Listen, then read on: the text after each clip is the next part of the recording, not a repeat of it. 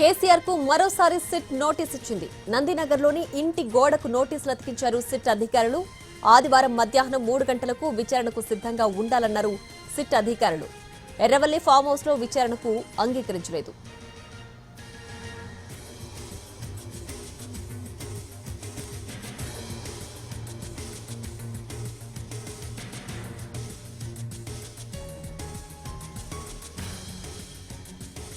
తొలిసారి నిన్న నోటీసులు ఇచ్చిన సిట్ ఇవాళ విచారణకు రావాలని చెప్పింది. 65 ఏళ్ల పైబడిన కారణంగా కేసీఆర్ ముందు 3 ఆప్షన్స్ పెట్టింది.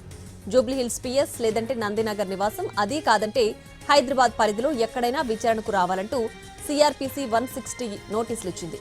దీనిపై రెస్పాండ్ అయిన కేసీఆర్ సిట్కు లేఖ రాశారు. తాను మున్సిపల్ ఎన్నికల్లో బిజీగా ఉన్నానని, విచారణకు హాజరయ్యేందుకు సమయం కావాలని కోరారు. ఎర్రవల్లి ఫామ్ హౌసే తన నివాసమని, అక్కడే విచారించాలని అన్నారు కేసీఆర్. భవిష్యత్తులో ఇచ్చే నోటీసులు సైతం ఎర్రవల్లి ఫామ్ హౌస్ లోనే ఇవ్వాలని సూచించారు. సిట్ మాత్రం నందినగర్ నివాసంలో విచారణకు సిద్ధంగా ఉండాలని నోటీసు ఇచ్చింది.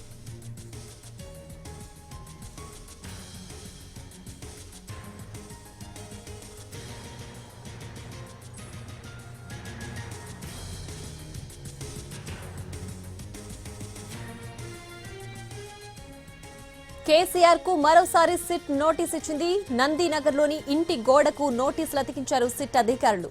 ఆదివారం మధ్యాహ్నం 3 గంటలకు విచారణకు సిద్ధంగా ఉండాలన్నారు సిట్ అధికారులు. ఎర్రవల్లి ఫామ్ హౌస్ లో విచారణకు అంగీకరించలేదు సిట్.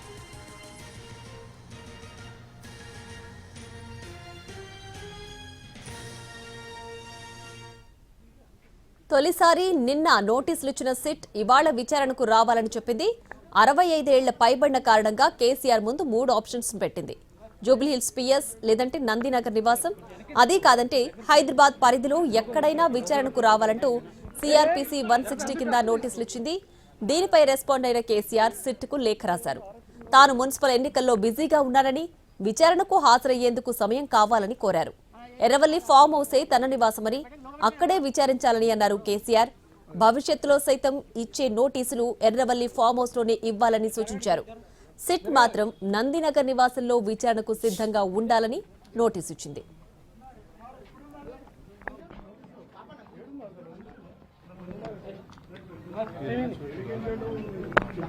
వెనక్కి తీసుకో, అంత దగ్గర లోగో పెడతారు, అక్కడ లోగో పెడతారు.